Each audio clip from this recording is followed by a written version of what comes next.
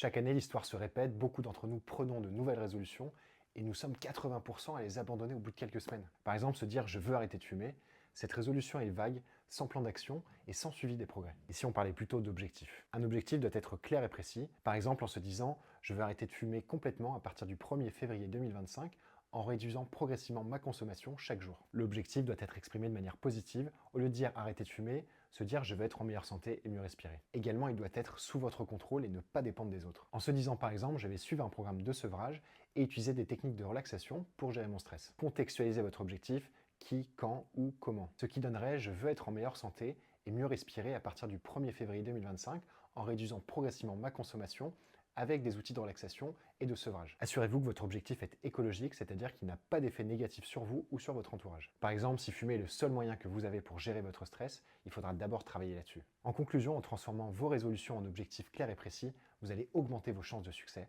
Alors maintenant, à vous de jouer. Et n'oubliez pas que c'est en cherchant à l'intérieur qu'on change à l'extérieur.